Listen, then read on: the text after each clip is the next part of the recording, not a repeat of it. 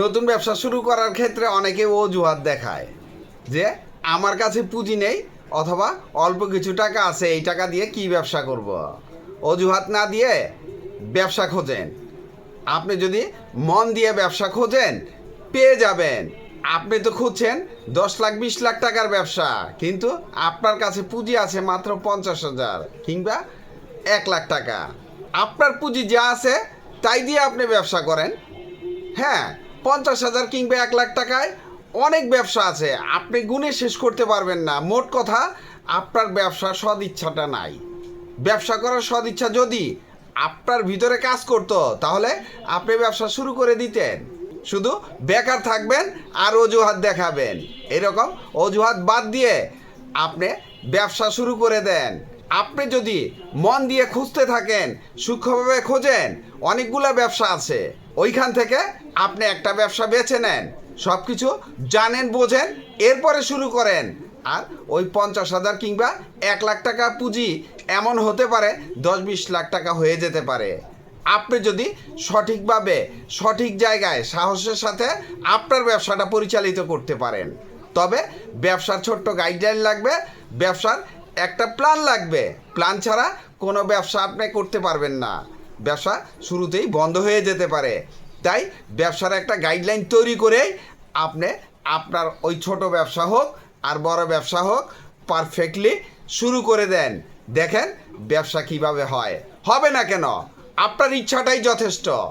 ওই যে বললাম যে পুঁজিটার চাইতে আপনার ইচ্ছা শক্তিটাই বড়। আপনার ইচ্ছা শক্তিটাকেই আপনার ব্যবসার পুঁজি করেন। অল্প পুঁজিতে শুরু করা যায় এমন 3টি সহজ ব্যবসার আইডিয়া দিব। আর এইখান থেকে যে কোনো একটি ব্যবসা যদি আপনার পছন্দ হয়ে যায় খুব সহজে শুরু করতে পারবেন এবং খুব তাড়াতাড়ি শুরু করতে পারবেন। তবে ব্যবসাগুলো শুরু করার আগে সব কিছু জেনে বুঝে তারপরেই শুরু করবেন। ব্যবসাটা কোন জায়গায় করবেন, পুঁজি আপনার কত আছে, আর ওই ব্যবসাটা করতে পুঁজি কত টাকা লাগবে, ব্যবসায় লাভ কীরকম হবে, ব্যবসায় ঝুঁকি আছে কি না, এই সমস্ত চিন্তা ভাবনা করে যদি আপনার ব্যবসাটা শুরু করতে পারেন তাহলে আপনার আর পিছন ফিরে তাকানো লাগবে না। আপনি প্রোটিন বিক্রি করতে পারেন। 1 গ্লাস গরম দুধের সাথে একটা কাঁচা ডিম মিশিয়ে দিবেন, ডাবল প্রোটিন। এই ভেজালের যুগে মানুষ কিন্তু প্রোটিন খোঁজে, আর এই প্রোটিনের চাহিদা প্রচুর। যারা এই ব্যবসা করে তাদের আশেপাশে দাঁড়িয়ে দেখবেন অথবা জিজ্ঞেস করলেন, যদি বলে তো বলল, না হয় দাঁড়িয়ে থেকে একটু দেখলেন কাস্টমারের চাপ কীরকম আছে, কাস্টমার কীরকম খায়। প্রয়োজনে 1 গ্লাস আপনি খান, খেয়ে দেখেন কেমন লাগে, এরপরেই তো বিক্রি করবেন। ভালো লাগলে বিক্রি করবেন, না লাগলে করবেন না। প্রয়োজনে 2-4 ঘন্টা নষ্ট করেন। আপনার ব্যবসাটা শিখতে হলে আপনাকে সময় নষ্ট করতে হবে, পয়সা খরচ করতে হবে। ঘরে বসে কোনো কিছুই হবে না। আপনি ঘরে বসে বসে আকাশ কুসুম চিন্তা করেন আর বেকার থাকেন, সারা জীবনই বেকার থাকতে হবে, কোনো কিছুই আপনি শুরু করতে পারবেন না। সাহস করে শুরু করে দেন, সব কিছুই সম্ভব। পুঁজি কত টাকা আছে সেটা ম্যাটার করে না। এই অল্প পুঁজির ব্যবসাটাকে কোন পর্যন্ত নিয়ে যেতে পারবেন সেটা ম্যাটার করে। আপনি গরিব হয়ে জন্মগ্রহণ করাটা দোষের কিছু না, কিন্তু গরিব হয়ে যদি মৃত্যুবরণ করেন তাহলে সেটা হলো আপনার জীবনের ব্যর্থতা। জীবনের সার্থকতা আনতে হলে, প্রকৃত ধনী হতে হলে আপনাকে ব্যবসা করতে হবে। পুঁজি নেই কোনো সমস্যা নেই, ব্যবসা তো হবেই। আগে সাহস সঞ্চয় করেন, এরপরে পুঁজি যা আছে তাই দিয়ে আপনি ব্যবসা শুরু করেন। আপনার অ্যাবিলিটি অনুযায়ী তো আপনি ব্যবসা করবেন। ধার কর্জ করার কোনো দরকার নাই, ব্যাংক লোন নেবেন কোনো দরকার নাই, ব্যাকফুটে চলে যাবেন শুরুতেই। ঋণগ্রস্ত হয়ে কোনো ব্যবসা চলে না। আপনি যখন নিষ্কণ্টকভাবে আপনার পুঁজি দিয়ে ব্যবসা শুরু করবেন তাহলে আপনার ব্যবসা সবসময় উঠতে থাকবে। আর আপনি চিন্তা করলেন 10 তারিখে ব্যাংকের কিস্তি আছে, 20 তারিখে আত্মীয়র টাকা দিতে হবে, এই সমস্ত চিন্তা করে আপনার ব্যবসা কখনোই এগিয়ে নিতে পারবেন না। ছোট ব্যবসা করেন আপনার কাছে ছোট পুঁজি থাকলে। বড় পুঁজির ব্যবসার চিন্তা তখনই করবেন আপনার কাছে যখন বড় পুঁজি থাকবে। এই প্রোটিনের ব্যবসা এতটাই ভালো চলে যে পুঁজি কত টাকা লাগবে, যেমন 50 থেকে 60,000 টাকা পুঁজি হলে আপনি এই ব্যবসাটা শুরু করতে পারবেন। দুধ গরম করার জন্য একটা কড়াই কিনতে হবে, একটা ফুড কার্ট লাগবে, আর ডিম কেনার পুঁজি, দুধ কেনার পুঁজি, চুলা তো লাগবেই, গ্যাসের বোতল লাগবে, সাথে কিছু গ্লাস কিনতে হবে আপনাকে। আপনি যদি খাঁটি দুধটা কালেকশন করতে পারেন, যেমন ফার্মারের কাছ থেকে যদি আপনি সরাসরি দুধ আনতে পারেন, শুরুটা করবেন আপনি 10 কেজি দুধ দিয়ে শুরু করেন, কাস্টমারের চাহিদা বাড়বে, দুধের পরিমাণ বাড়াবেন। শুরুটা আপনি কম দিয়েই করেন না, আগে দেখেন আপনি যে জায়গাটা সিলেক্ট করলেন ওই জায়গায় আপনার এই ব্যবসাটা চলে কিনা।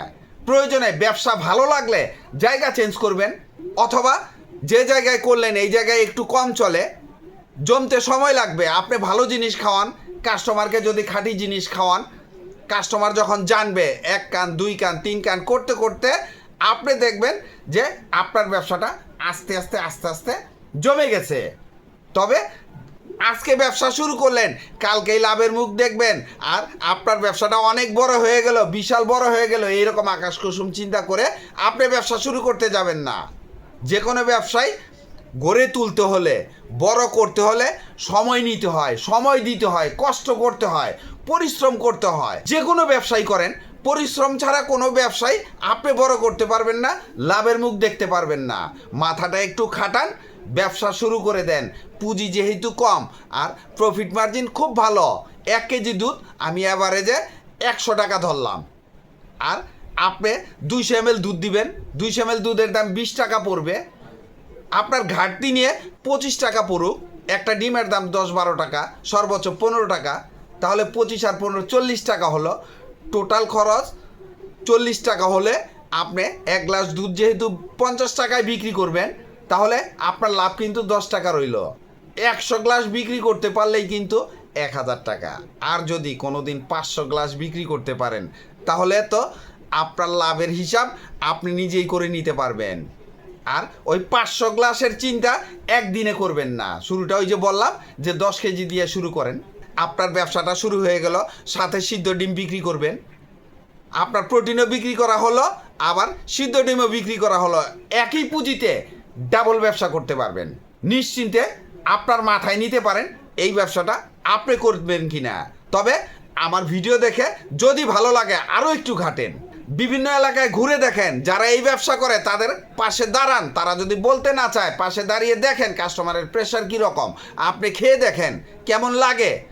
আপনার কাছে ভালো লাগলেই তো কাস্টমার খাবে। পুঁজি যদি আপনার কাছে 20-30 হাজার টাকা থাকে, তাহলে আপনি সিদ্ধ ডিমের ব্যবসা করতে পারেন। তবে সিদ্ধ ডিমের ব্যবসাটা একটু আনকমনভাবে করবেন, যেমন মশলাদার ডিম বিক্রি করবেন, একটা ফ্রাই প্যান থাকবে, অনেকেই ডিমটা তেলে একটু গড়িয়ে খায়, আবার সাথে মশলা মিশিয়ে খায়। যেমন মশলাটা আপনার নিজস্ব তৈরি হবে, অন্যেরটা নকল করতে যাবেন না। নিজে কয়েক আইটেমের মশলা মিশিয়ে আগে ডিমটা খেয়ে দেখেন, আপনার কাছে যদি ভালো লাগে ওইটাই করবেন। আর যদি ভালো না লাগে মশলা একটু ওলট পালট করে দেন, একটু চেঞ্জ করে দেন। মোট কথা নতুনত্ব আনতে হবে। সালাদ মিশান মশলা দিয়ে, ওই ডিমটা সুন্দর করে কেটে মাঝখান থেকে ভিতরে সালাদ ভরে দেন, দেখেন কাস্টমার কিভাবে খায়। আপনি 5 টাকা বেশি নেন, যেমন একটা ডিম 20 টাকা বিক্রি হয়, আপনি 25 টাকা নেন, কাস্টমার খাবে। তবে কাস্টমার যে 5 টাকা বেশি দিবে, ওই 5 টাকা আপনাকে কাস্টমারকে খুশি করে নিতে হবে। কাস্টমার খুশি না হলে এই ব্যবসা আপনি করতে পারবেন না, কারণ আপনি কিন্তু ডিমের দাম বেশি নিচ্ছেন। তবে শুরুটা আপনি এইভাবে করতে পারেন। এই সালাদ তৈরি বা মশলা তৈরির খরচ কিন্তু আহামরি না, সর্বোচ্চ 1 টাকা, জুলুম 2 টাকা, একটা ডিমে 5 টাকা লাভ হয়, ক্ষেত্র বিশেষে 7-8 টাকাও লাভ হয়। আপনি লাভ একটু কম করেন, ব্যবসাটা জমুক। ব্যবসা ভালো হলেই তো লাভ বেশি করতে পারবেন। যখন আপনার ব্যবসা রানিং হয়ে গেল, আপনার আর পিছন ফিরে তাকানো লাগবে না। রানিং করার জন্য আপনার শুরুতে লাভ কম করতে হবে, ইউনিক কিছু দিতে হবে। এই ডিমের মধ্যেই ইউনিক কিছু আছে, আপনাকে খুঁজে বের করতে হবে যে এইখানে ইউনিক কি আছে। কারণ সবাই সিদ্ধ ডিম বেচে, অনেকেই বিক্রি করে। আপনি আলাদা করলে আপনার কাছে কাস্টমার আসবে, আর ব্যবহার তো ভালো করতেই হবে। আপনি যদি ইউনিক কিছু দিয়ে সবার সমান দাম রাখেন শুরুতে, আর কাস্টমারের সাথে ভালো ব্যবহার করেন, তাহলে কাস্টমার আপনাকেই খুঁজবে। আপনি যেখানেই দোকান করেন, ফুটপাতে বসে যান, ব্যস্ত কোনো মার্কেটের সামনে বসে যান, বাস স্ট্যান্ড, ট্রেন স্টেশন, সব জায়গায় করতে পারবেন। আর আপনি যদি ঠেলা ভ্যান নিয়ে করেন, ওই 2 চাকার ঠেলা ভ্যান নিয়ে করতে পারলে আপনার পুঁজি কত 30,000-এর মধ্যে হবে। আর যদি একটা ফুটকাটে করতে চান তাহলে পুঁজি বেশি লাগবে, 50,000 টাকা লাগবে। আপনি ঠেলা ভ্যান নিয়ে করবেন না ফুটপাতে বসে করবেন না ফুটকাট নিয়ে করবেন, সেটা আপনি মিলিয়ে দেখবেন আপনার পুঁজি কত আছে, ওই হিসাব অনুযায়ী আপনার ব্যবসাটা আপনি শুরু করবেন। এই ডিমগুলা আপনি মার্কেট থেকে একটু দাম বেশি দিয়ে কিনবেন, বেছে বেছে বাছা ডিম কিনবেন। বড় ডিম দেখলে কাস্টমার আপনার কাছে আসবে। আর ডিমের ব্যবসা যারা করে তারা বাছা ডিমই নিয়ে এসে তারপরে এই সিদ্ধ ডিম বিক্রি করে। পুঁজি যেহেতু কম আর ব্যবসাটা যেহেতু খুব সহজ, শুধু ডিম সিদ্ধ করবেন আর ছিলবেন। একটা গ্যাসের চুলা লাগবে, একটা পাতিল লাগবে ডিম সিদ্ধ করার জন্য, ডিম রাখার জন্য একটা গামলা লাগবে।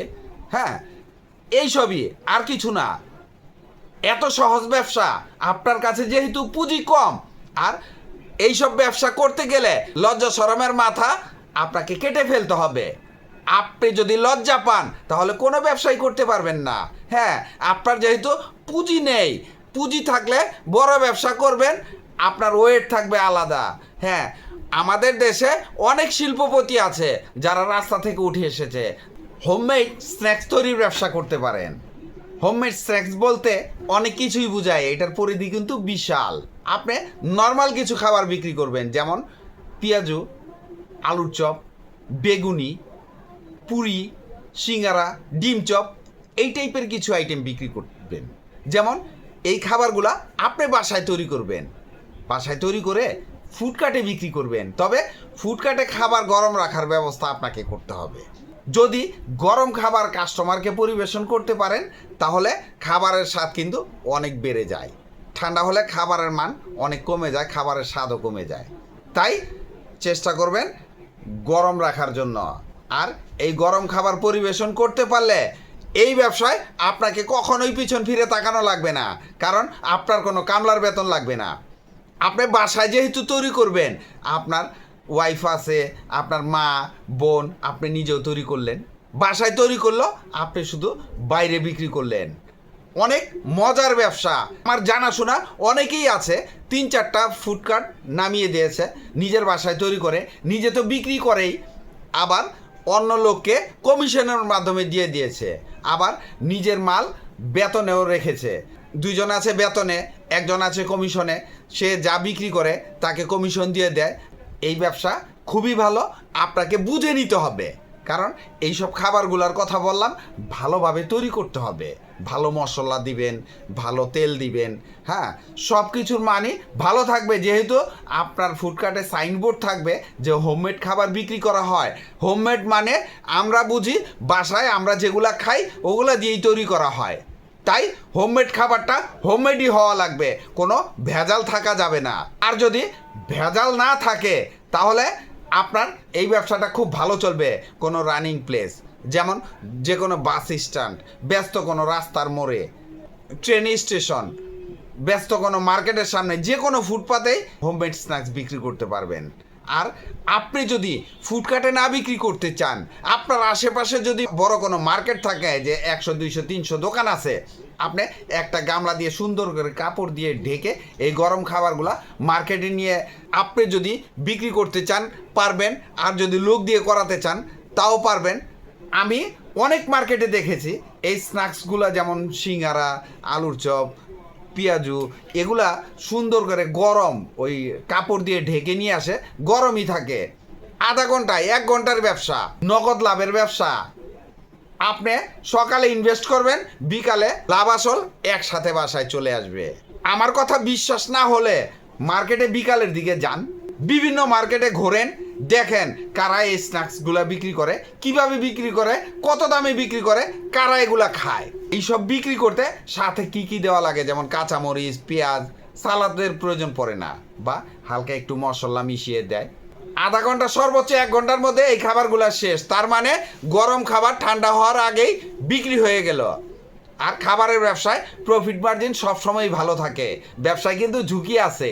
বিক্রি করতে পারবেন 1000 পিস, তৈরি করলেন 1200 পিস, তাহলে কিন্তু ওই বাকি খাবার আপনি খেয়ে শেষ করতে পারবেন না, নষ্ট হয়ে যাবে। তাই আপনি বিক্রি করতে পারবেন 500, তৈরি করবেন 400, বাজারে একটু চাহিদা রাখেন, পরের দিন দেখবেন আপনার চাহিদা থাকবে। ভিডিওটি ভালো লাগলে লাইক কমেন্ট শেয়ার দিয়ে পাশে থাকবেন, চ্যানেলটি সাবস্ক্রাইব করবেন এবং পাশে থাকা বেল আইকনটি প্রেস করে দিয়েন যেন পরবর্তী নতুন কোনো বিজনেস আইডিয়া আপলোড দেওয়ার সাথে সাথে আপনার মোবাইলে সর্বপ্রথম নোটিফিকেশন চলে যায়। আজকে এই পর্যন্তই। আসসালামু আলাইকুম।